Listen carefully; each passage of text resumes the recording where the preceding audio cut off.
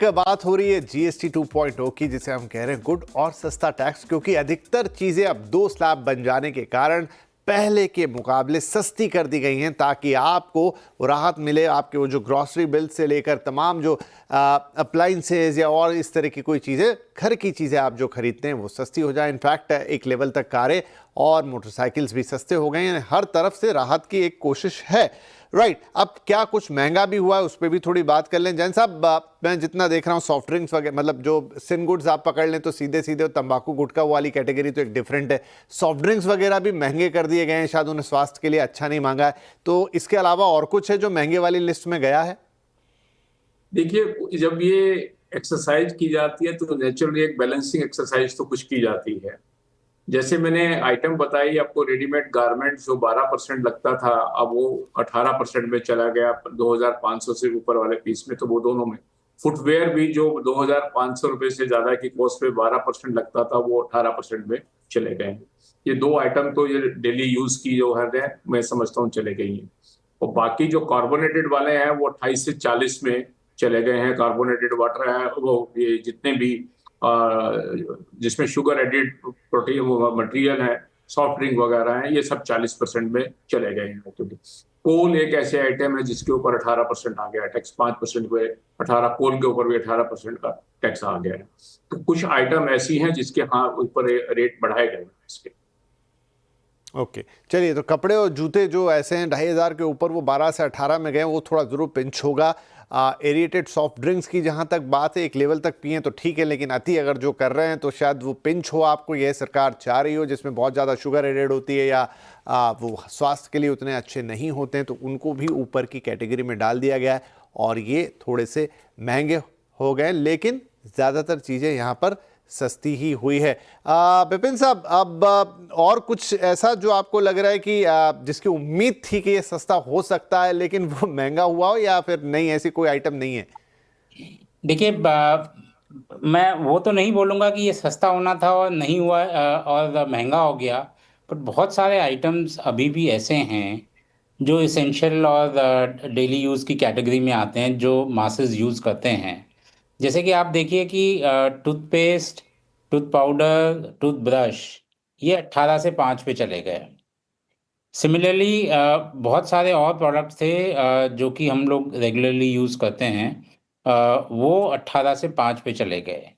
But बहुत सारे और प्रोडक्ट्स हैं जैसे होम केयर के हैं, डिटर्जेंट पाउडर है आपका, ये क्या कहते हैं, जो डेली में जो इंसेक्टिसाइड, पेस्टिसाइड्स हैं जो बहुत रेगुलरली हम लोग घरों में यूज़ करते हैं, बहुत कॉमनली यूज़ होती हैं, वो 18 पे रह गई हैं। तो वो एक इंडस्ट्री का को लगता है कि क्या ये भी 5 पे जाने चाहिए थे। ऐसे ही कुछ और प्रोडक्ट्स हैं, सर्विसेज खासकर, जो 18% पे चली गई हैं, जो पहले 12% पे थी या फिर लोअर रेट पे थी। उनके लिए एक थॉट प्रोसेस है कि कहीं ऐसा तो नहीं कि गुड्स तो सस्ते हो रहे हैं लेकिन उनको साथ, जैसे डिलीवरी सर्विसेज के ऊपर जो पहले 5% पे थी, लोकल डिलीवरी सर्विसेज को 18% पे लाया जा रहा है। दैट मीन्स जो हम लोग जोमेटो, स्विगी और इनसे जो डिलीवरी की सर्विसेज हैं, खाने की नहीं, वो जो हैं वो 18% पे जाने का चांस है। तो कुछ सर्विसेज 18 पे गई हैं। बाकी कुछ प्रोडक्ट्स हैं जो 5 से 18 पे गए हैं, जी, बट वो थोड़े बहुत ही हैं, 12 से 18 पे, सॉरी 5 ठीक से है। 18। क्विकली एक सवाल वैसर, वो ये कि बहुत सारे लोगों के मन में ये भी आशंका है कि ऐसा तो नहीं होगा कि कंपनियां अपने दाम बढ़ा देंगी, चीज़ों को और महंगा कर देंगी और वो जो फ़ायदा उनको मिलना चाहिए जीएसटी का वो नहीं मिलेगा? क्या ये मिथ ज़्यादा है, भ्रांति ज़्यादा है, या ऐसा हो भी सकता है? देखिए विपिन जी, एक फ्री इकोनॉमी में कंपटीशन फैक्टर होता है जो हर चीज के प्राइस को डिटरमिन करता है। मन तो बहुत कुछ करता है प्रॉफिट ज्यादा कमाने का, लेकिन कंपटीशन एक ऐसी चीज है जो लोगों को मजबूर करता है कि आपको पेरिटी रखनी जरूरी है। जो अभी आपने एग्जांपल दी थी, जितने भी प्रोडक्ट हैं, मैंने उसके बारे में ये कहा था कि देखिए, आज रेट आप बढ़ेंगे तो जब दूसरे का माल सस्ता होगा तो वो नेचुरली सस्ते में बेचेगा कंपटीशन के अंदर। तो over a period equilibrium achieve होता है। यही कल अगर आपने प्रेस कॉन्फ्रेंस सुना होगा तो रेवेन्यू सेक्रेटरी साहब ने भी बहुत क्लैरिटी से इस बात को एक्सप्लेन किया था कि भाई एंटी प्रॉफिटरिंग की क्लॉज हम क्यों नहीं लगा रहे। उनका कहना ये था कि हमारा पिछला अनुभव 2017 में स्टैटिस्टिकल डाटा ये सपोर्ट कर रहा है कि इंडस्ट्री ने जो बेनिफिट आया था वो कंज्यूमर को पास ऑन किया है।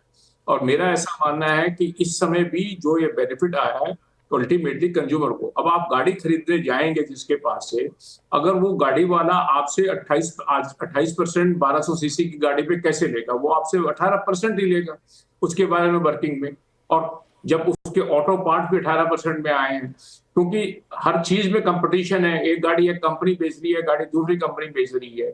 इसी तरह से कोई शैम्पू है या कोई ब्रांड है या कोई भी आप आइटम खरीदने जा रहे हैं तो नेचुरली है वो कंपटीशन में वो उसके प्राइसेस की डिटर्मिनेशन होती है। टैक्स एक इंसिडेंस है जो देना पड़ता है सरकार को, उतना तो उसको दुकानदार को जो भी सेलर है उसको रिकवर करना जरूरी है, लेकिन जी। उसकी कम है तो स्वाभाविक है वो कस्टमर के पास पास ऑन होगा, वो जरूर ठीक है। पूरा पास ऑन होगा, मेरा ऐसा मानना है। ठीक है, चलिए ये बढ़िया बात है कि वो राहत फिर आती हुई दिखाई देगी। अब सवाल तो और